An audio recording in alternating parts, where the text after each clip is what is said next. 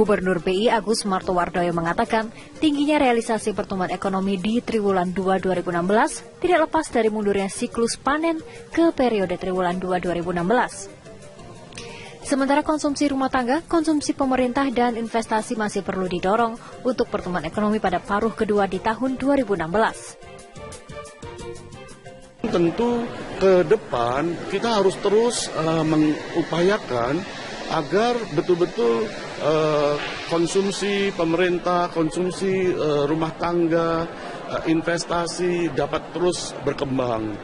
Kita di prediksi kita di kuartal ketiga nanti pertumbuhan ekonomi Indonesia akan ada di kisaran 5,2%. Dan nanti sepanjang tahun itu akan ada di kisaran 5,1%. BI menilai pemangkasan anggaran yang dilakukan pemerintah tak akan banyak berdampak pada pertumbuhan ekonomi, mengingat pemotongan belanja negara sebesar 133,8 triliun rupiah dilakukan terhadap anggaran non-strategis. Dari Jakarta, Wahyu Jaju, Rashid Hartadi, TV One mengabarkan. Pemirsa, meski ekonomi cenderung melambat, Presiden Joko Widodo menilai pertumbuhan sebesar 4,7% selama semester pertama 2015 masih sesuai dengan perkiraan. Presiden menjamin pertumbuhan ekonomi akan meroket pada semester kedua tahun ini. Presiden Joko Widodo merespons dengan santai laporan perlambatan ekonomi selama semester pertama 2015. Menurut Presiden Jokowi, tingkat pertumbuhan sebesar 4,7% selama semester pertama 2015 sudah sesuai perkiraan akibat kelesuan ekonomi global. Presiden menjamin pertumbuhan ekonomi akan meroket pada semester kedua tahun ini seiring dengan laju penyerapan anggaran pemerintah pusat maupun daerah. Ya, jadi seperti yang sudah kita perkirakan bahwa pertumbuhan ekonomi di semester 1 itu kira-kira 4,7. Ini kita harapkan mentok. Kemudian pada semester 2 itu mulai merangkak naik. Karena memang berhubungan dengan serapan anggaran. Baik di APBN, APBD provinsi, APBD kabupaten kota. Biasanya memang bergeraknya, saya kan pernah di kota pernah, di provinsi pernah, ya kan. Bergeraknya memang biasanya baru di bulan Juli itu baru nanti mulai agak meroket itu September, Oktober, pas November di sana gini-gini. Ngebut Pak. Itu yang harus dirubah cara-cara seperti itu. Sehingga antara Januari dan sampai Juni itu ada juga uang beredar yang sama, mestinya seperti itu, ya kejadiannya itu. Tetapi memang ada, sekarang ini ada pengaruh-pengaruh eksternal yang juga mempengaruhi ekonomi kita. Dan semua negara memang kondisinya mirip-mirip. Berdasarkan laporan Badan Pusat Statistik, pertumbuhan ekonomi selama kuartal kedua tahun ini hanya mencapai 4,67%, atau melambat dari kuartal pertama sebesar 4,7%. Pencapaian itu juga jauh di bawah kuartal kedua tahun lalu yang mencapai 5,12%. Pertumbuhan ekonomi triwulan 2 2015 adalah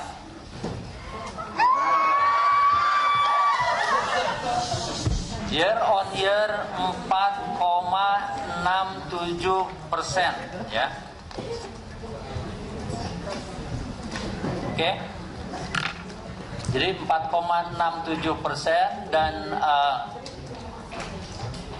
Q2Q 3,78%.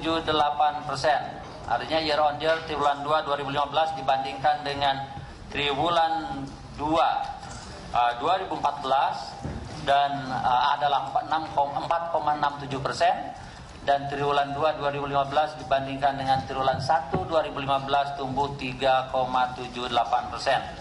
Dengan besaran produk domestik bruto pada triwulan 2 2015 atas dasar harga konstan, ya, 2.239,3 triliun rupiah, harga konstan 2010, ya, Kemudian atas dasar harga yang berlaku, current price adalah 2.866,9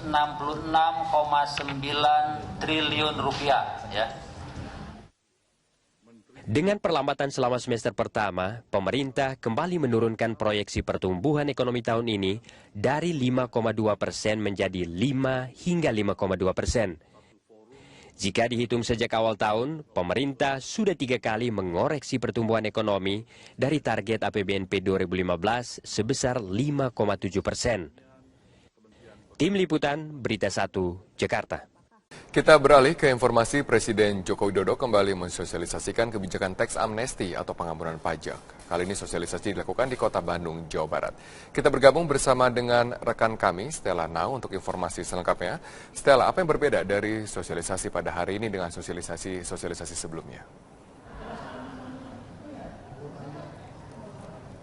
Robert, ada satu hal yang ditekankan oleh Presiden Jokowi dalam sosialisasi keempat kali ini di Kota Bandung adalah bagaimana kemudian kementerian-kementerian lain seperti Kementerian Pariwisata dan Perumahan itu menerima uang-uang yang masuk nanti setelah warga Indonesia melaporkan harta kekayaannya. Ini terlihat begitu optimis ya, karena memang Jokowi menekankan pentingnya sekali keterlibatan warga negara untuk membayar pajak karena akan digunakan dalam rencana-rencana jangka panjang, seperti pembangunan infrastruktur dan kemudian sektor perumahan serta promosi pariwisata lainnya.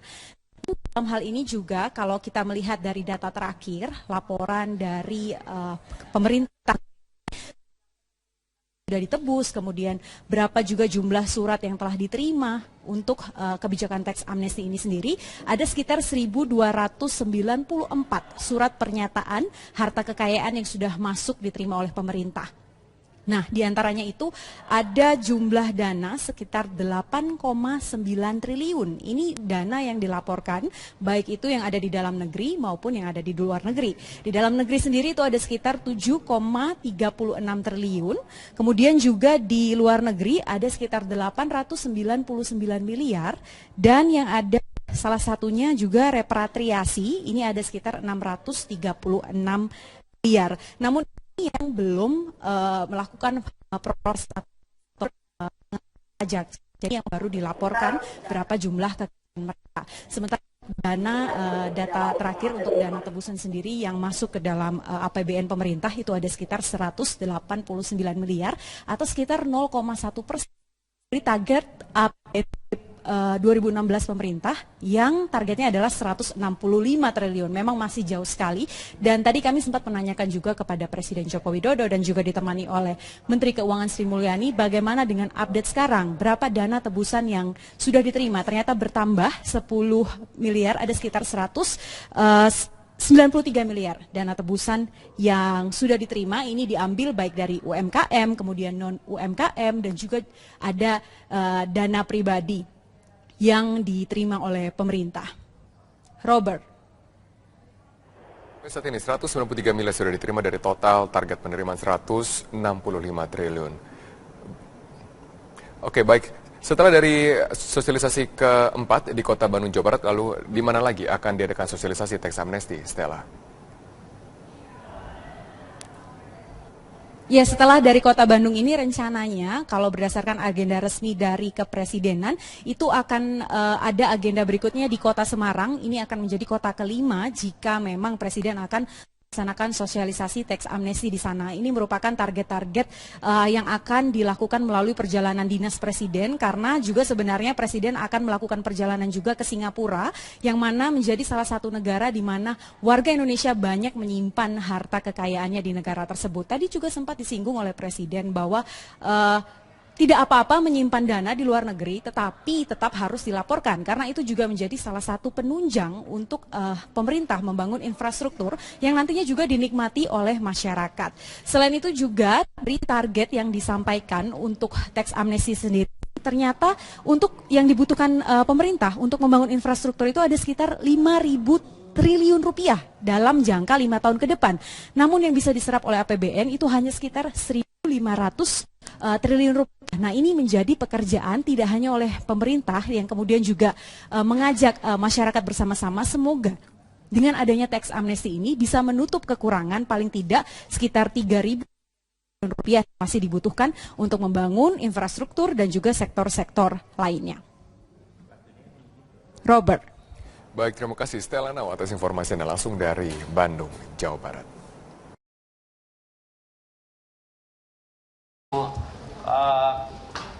2010 ya. Kemudian atas dasar harga yang berlaku current price adalah 2.866,9 triliun rupiah ya. Dengan perlambatan selama semester pertama, pemerintah kembali menurunkan proyeksi pertumbuhan ekonomi tahun ini dari 5,2% menjadi 5 hingga 5,2%.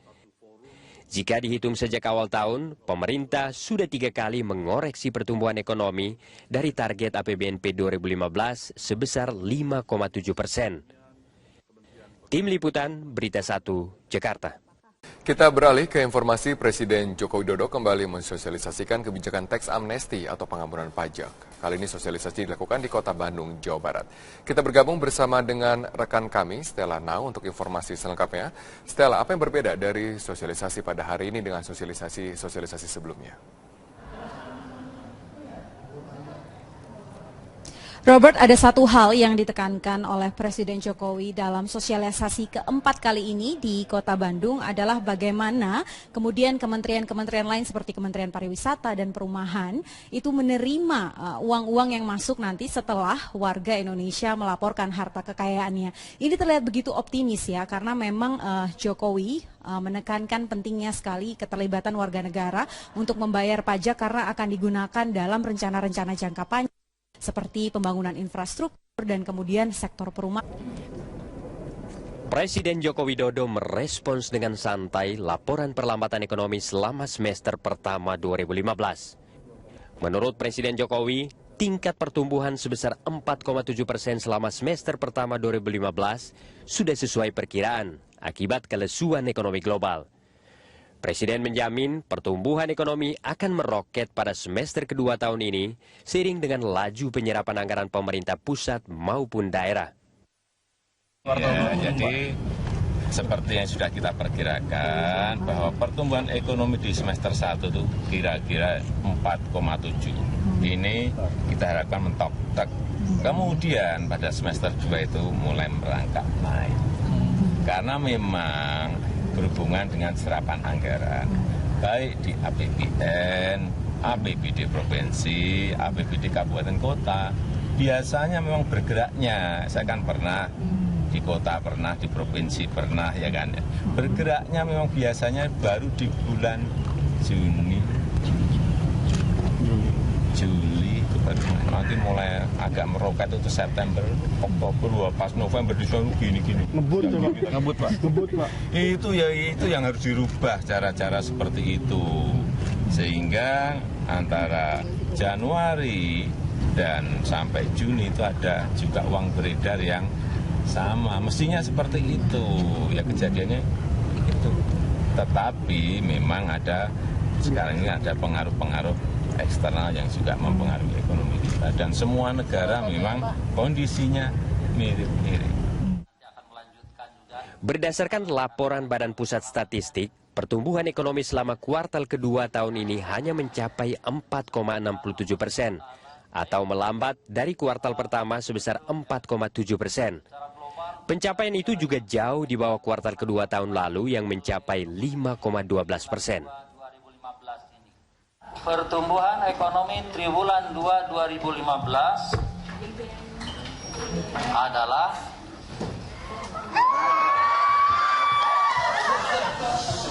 year on year 4,67% ya. Oke. Jadi 4,67% dan Q2Q 3,78%.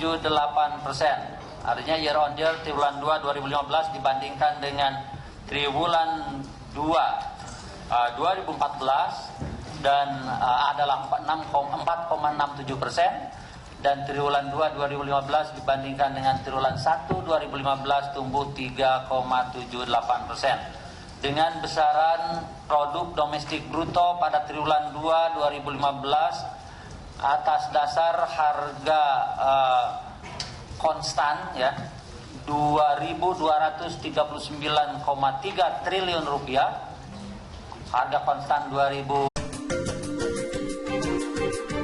Gubernur BI Agus Martowardoyo mengatakan tingginya realisasi pertumbuhan ekonomi di triwulan 2 2016 tidak lepas dari mundurnya siklus panen ke periode triwulan 2 2016. Sementara konsumsi rumah tangga, konsumsi pemerintah dan investasi masih perlu didorong untuk pertumbuhan ekonomi pada paruh kedua di tahun 2016. Tentu ke depan kita harus terus mengupayakan agar betul-betul konsumsi pemerintah, konsumsi rumah tangga, investasi dapat terus berkembang. Kita di prediksi kita di kuartal ketiga nanti pertumbuhan ekonomi Indonesia akan ada di kisaran 5,2%. Dan nanti sepanjang tahun itu akan ada di kisaran 5,1%. BI menilai pemangkasan anggaran yang dilakukan pemerintah tak akan banyak berdampak pada pertumbuhan ekonomi, mengingat pemotongan belanja negara sebesar 133,8 triliun rupiah dilakukan terhadap anggaran non-strategis. Dari Jakarta, Wahyu Jaju, Rashid Hartadi, TV One mengabarkan. Pemirsa, meski ekonomi cenderung melambat, Presiden Joko Widodo menilai pertumbuhan sebesar 4,7% selama semester pertama 2015 masih sesuai dengan perkiraan. Presiden menjamin pertumbuhan ekonomi akan meroket pada semester kedua tahun ini. Serta promosi pariwisata lainnya. Dalam hal ini juga kalau kita melihat dari data terakhir, laporan dari pemerintah sudah ditebus, kemudian berapa juga jumlah surat yang telah diterima untuk kebijakan teks amnesti ini sendiri, ada sekitar 1.294 surat pernyataan harta kekayaan yang sudah masuk diterima oleh pemerintah. Nah, diantaranya itu ada jumlah dana sekitar 8,9 triliun. Ini dana yang dilaporkan, baik itu yang ada di dalam negeri maupun yang ada di luar negeri. Di dalam negeri sendiri itu ada sekitar 7,36 triliun. Kemudian juga di luar negeri ada sekitar 899 miliar. Dan yang ada salah satunya juga repatriasi, ini ada sekitar 636 miliar. Namun yang belum melakukan proses pajak, jadi yang baru dilaporkan berapa jumlah kekayaan mereka. Sementara data terakhir untuk dana tebusan sendiri yang masuk ke dalam APBN pemerintah itu ada sekitar 189 miliar atau sekitar 0,1%. Dari target APBN 2016 pemerintah yang targetnya adalah 165 triliun. Memang masih jauh sekali, dan tadi kami sempat menanyakan juga kepada Presiden Joko Widodo dan juga ditemani oleh Menteri Keuangan Sri Mulyani bagaimana dengan update sekarang, berapa dana tebusan yang sudah diterima. Ternyata bertambah 10 miliar, ada sekitar 193 miliar dana tebusan